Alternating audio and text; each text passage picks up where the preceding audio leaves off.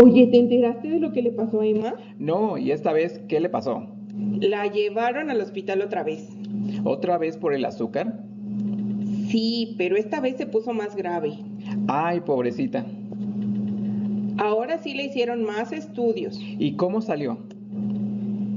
Salió baja en sus hormonas. ¿Y no le hicieron algo más? Sí, le hicieron estudios de imagen.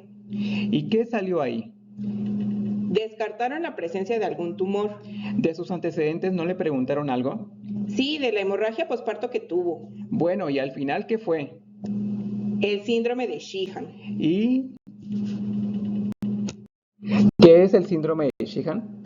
Descrito por primera vez en 1937, consiste en una necrosis de la glándula pituitaria, secundaria a una hemorragia posparto, que genera hipopituitarismo, es decir, la disminución o ausencia de las hormonas secretadas por la glándula pituitaria. Aquí podemos ver un corte sagital del cerebro para ver la localización de la glándula pituitaria o hipófisis. Y en la siguiente imagen vemos la estructura de esta glándula. Durante el embarazo, la hipófisis, que es la glándula encargada de producir varias hormonas, aumenta de tamaño.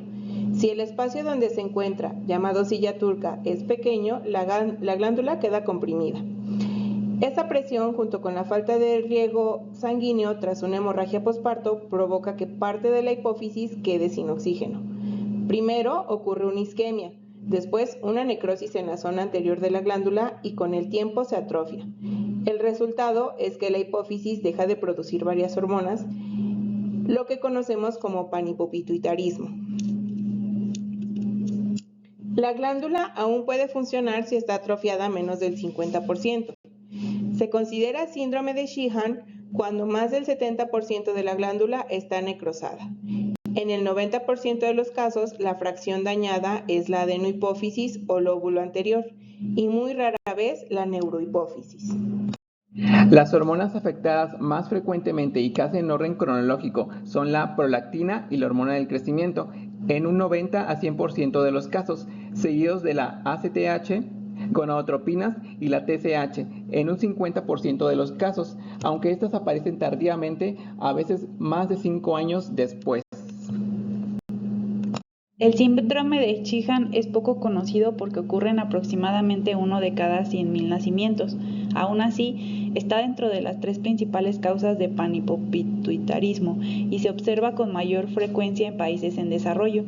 La señal más importante que toman en cuenta los médicos es la hemorragia posparto. Según la Organización Mundial de la Salud, cada año alrededor de 14 millones de mujeres presentan este tipo de hemorragia, lo que hace difícil detectar el síndrome de manera temprana. Además, existen factores de riesgo que aumentan la probabilidad de desarrollarlo, como los embarazos múltiples y ciertas anomalías en la placenta. Las manifestaciones clínicas del síndrome de Sheehan pueden aparecer poco tiempo después del parto o incluso muchos años más tarde. En la forma aguda, los síntomas se presentan de manera inmediata y pueden incluir la imposibilidad de lactar por falta de prolactina, dolor de cabeza, desmayos, problemas de visión, fatiga extrema, presión arterial baja e hipoglucemia.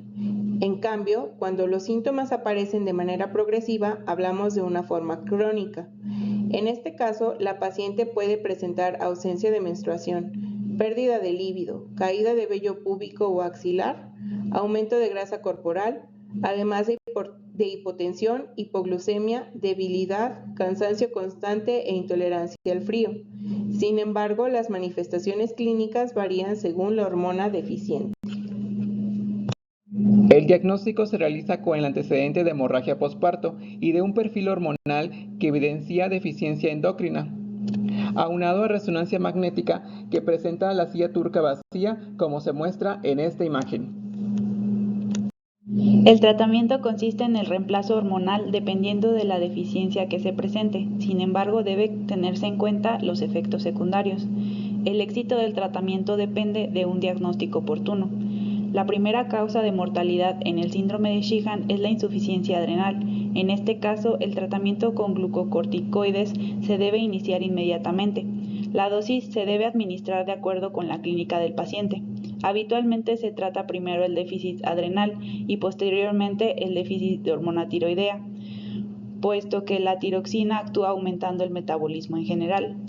Las pacientes con síndrome de Sheehan presentan menopausia hipogonadal y debe hacerse el reemplazo hormonal al menos que exista una contraindicación. Se sugiere iniciar con dosis de estrógenos altas.